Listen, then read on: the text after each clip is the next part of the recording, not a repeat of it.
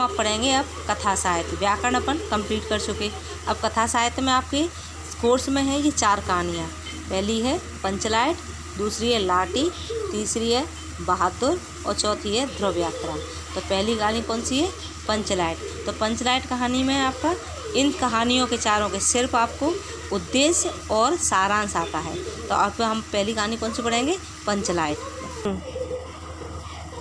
पंचलाइट कहानी के लेखक हैं फणीश्वरनाथ रेणु।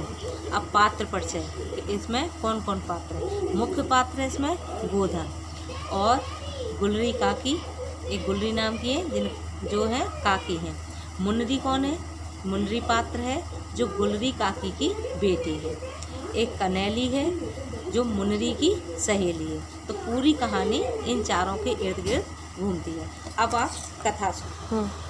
पंचलाइट का अर्थ है पेट्रोमैक्स अथवा गैस की लालटेन। ये पहले चलती थी गैस की लालटेन, आप लोगों ने देखी होगी। एक उसमें बर्नर लगाया जाता था, फिर उसमें माचिस से जाता था, बर्नर जल जाता था, तब उसमें रोशनी होती थी, तो उसे कहते थे पेट्रोमैक्स, गैस की लालटेन। रेणु जी द्वारा लिखित इस कहानी में ग्रामीण जीवन का वास्तविक चित्र खींचा गया है। महतो टोली में गांव के कुछ अशिक्षित लोग हैं। टोली का नाम है महतो टोली। 2 टोली है इसमें, एक महतो टोली और दूसरी राजपूत टोली। तो महतो टोली में गांव के कुछ अशिक्षित लोग हैं जिन्होंने रामनवमी के मेले से एक पेट्रोमैक्स खरीदा। इस पेट्रोमैक्स को गांव वाले पंचलैट कहकर पुकारते थे। क्या कहते थे उसे? पंचलैट, क्योंकि काय की भाषा है ये? गांव की भाषा। तो उसे क्या कहते थे? वो पंचलैट। पंचलैट खरीदने के बाद जो 10 रुपये बच गए थे, उन्होंने क्या करा उसका कि उसे पूजा की सामग्री आ गई और सबको पंचलैट लाने की प्रसन्नता थी। इस खुशी में कीर्तन का आयोजन किया गया। थोड़ी देर में टोली के सभी लोग पंचलैट खरीदने के लिए एकत्रित हो गए। सरदार ने पंचलैट खरीदने का पूरा किस्सा लोगों को सुनाया। टोली के लोगों ने अपने सरदार और दीवान को श्रद्धा भरी नज़रों से देखा, लेकिन प्रश्न यह पैदा हुआ कि पंचलैट को जलाएगा कौन। अब क्या हुआ कि जी पंचलैट तो खरीद के तो आ गई, लेकिन इसको जलाएगा कौन? जलाना किसी को नहीं आता था। तो खरीदने से पहले किसी के मस्तक में यह बात नहीं आई थी, किसी ने नहीं सोचा था कि पंचलैट को कौन यह निर्णय हुआ कि दूसरी पंचायत के आदमी की मदद से पंचलैट नहीं जलाई जाएगी।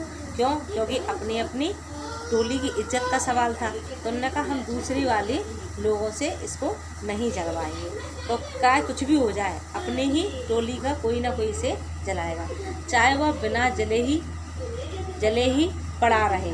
आज किसी ने अपने घर में ढिबरी भी नहीं जलाई थी। ढिबरी होती है जैसे मिट्टी का तेल का अपन दिया जो ना लेते हैं, तो उसे जलाते हैं घर में रोशनी के लिए। ये पहले चलता था कि उसमें एक बाती डाल दी और फिर अपने उसमें क्या करते थे, मिट्टी तेल भर दिया शीशी में और एक बत्ती बना के डाल दी। तो उस बत्ती से क्या होता था कि फिर उसे जला दो तो वो जलता रहता था, उसे कहते थे ढिबरी। तो पंचलैट के न जलने से पंचों के चेहरे उतर गए। अब क्या हुआ कि अब जब अपनी टोली का कोई नहीं जला पा रहा था तो बेचारे उदास हो गए वो लोग। तो उन्होंने क्या करा, राजपूत टोली के लोग उनका मजाक बनाने लगे कि उन्होंने कहा हमारी टोली में तो हम लोग जला लेते हैं, इनकी टोली में किसी को जलाना नहीं आती। लेकिन सबने धैर्यपूर्वक उस मजाक को सहन किया। जो खिल्ली उड़ा रहे थे उसकी मजाक को उन्होंने सहन कर लिया। गुलरी काकी की बेटी मुन्नरी वहीं पर बैठी थी। कौन थी वो? गुलरी काकी की बेटी, उसका नाम था मुन्नरी, वहीं बैठी। उसे पता था कि गोधन पंचलैट जलाना जानता है, क्योंकि वो गोधन से प्यार करती थी। तो प्यार करने के कारण क्या हुआ कि गोधन उसके दरवाजे पे या घर के सामने आता जाता घूमता फिरता था बहुत। तो उसे क्या कर दिया था, हुक्का पानी उसका बंद कर दिया था। तो इसलिए उसे मुन्नरी को पता था कि गोधन पंचलैट को जलाना जानता है। लेकिन पंचायत ने गोधन का हुक्का पानी बंद कर रखा था कि मुन्नरी गोधन से प्रेम करती थी। उसने अपनी बात अपनी सहेली किससे कही? कनैली को बताई। उसने कनैली को बताया कि गोधन क्या जानता है, पंचलैट को जलाना जानता है। तो कनैली ने यह सुनकर क्या करा, सूचना किसको दे दी? सरदार जी को दी कि जो पंचलैट जलाने के लिए वहाँ पंच जो बैठे हुए थे उन्हें दी। गोधन पंचलैट जलाना जानता है, मतलब धीरे धीरे कानाफूसी से ये खबर कहाँ तक पहुँच गई? सरदार तक पहुँच गई।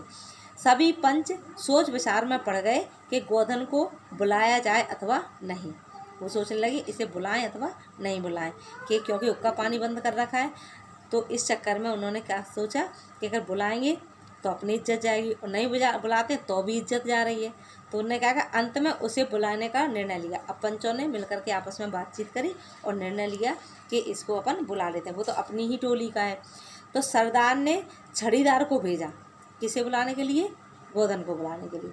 लेकिन छड़ीदार के कहने से गोधन पंचलट जलाने के लिए नहीं आया, उसने मना कर दिया। अब उसने कहा उसकी इज्जत की बात थी, उन्हें मेरा हुक्का पानी बंद कर दिया तो मैं छड़ीदार के बुलाने पे मैं क्यों जाऊंगा पंचलाट जलाने के लिए। तो उसने क्या करा, मना कर दिया। बाद में गुलरी काकी गोधन के पास गई।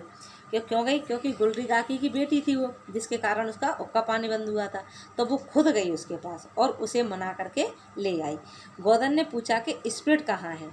अब जलाने के लिए क्या चाहिए था उसे, स्पिरिट की आवश्यकता हुई। स्पिरिट का नाम सुनते ही सभी लोग उदास हो गए, क्योंकि वो लोग तो पूजा की सामग्री तो सब ले आए थे, लेकिन स्पिरिट नहीं लाए थे। उन्हें पता ही नहीं था जलती कैसे है। लेकिन गोधन ने अपनी होशियारी से गरी के तेल की सहायता से पंचलट जला दिया। गरी का तेल लिया, गोले का तेल, और उससे उसने क्या करा, पंचलट को जला दिया। पंचलट के जलने पर सभी लोगों में प्रसन्नता की लहर दौड़ गई। सब लोग बहुत खुश हो गए कि दूसरी टोली के लोगों को पंचलट जलाने के लिए नहीं बुलाना पड़ा। पंच गोधन को पुनः जाति में ले लेते हैं। अब उसके सब खून माफ़ कर दिए उन्होंने, उसे फिर अपनी जाति में क्या कर शामिल कर लिया। कीर्तनिया लोगों ने एक स्वर में महावीर स्वामी की जय जय ध्वनि की। कि जितने कीर्तनिया बुलाए थे उन्होंने काय के लिए, पंचलट जलेगी तो भजन कीर्तन होंगे, तो उन्होंने महावीर स्वामी की जय जयकार करने लगे, भजन कीर्तन होने लगे। कीर्तन शुरू हो गया। गोधन ने सबका दिल जीत लिया। अब गोधन सबको अच्छा लगने लगा। मुन्नरी ने भी प्रेम दृष्टि से गोधन की ओर देखा, क्योंकि वो उससे प्रेम करती थी। सरदार ने गोधन से कहा, तुम्हारा 7 खून माफ, यानी कि तुम अब कुछ भी करो सब माफ। खूब गाओ सलीमा के गाने। उनने कहा कि अब तुम सिनेमा के गाने खूब गाओ, उसके दरवाजे पर खूब आओ जाओ, खूब घूमो। सब छूट मिल गई उसे। अंत में गुलरी काकी ने गोधन को रात के खाने पर बुला लिया, यानी उसे माफ़ कर दिया और उसे कहाँ पे, अपने घर खाने पे बुला लिया। किसने, उसकी मुन्नरी की, जिसने, काकी ने, गुलरी। तो क्या हुआ इससे कि उन्हें अपने घर पे बुला लिया, 7 खून उसके माफ़ हो गए। तो ये थी आपकी पंचलट कहानी का सारांश या समरी। तो ये एक तो सारांश आएगा लिखने के लिए और दूसरा आएगा उद्देश्य। दोनों में से एक चीज़ लिखनी पड़ती है, उद्देश्य लिखो अथवा सारांश लिखो। ये कोई आपकी पंचलट कहानी।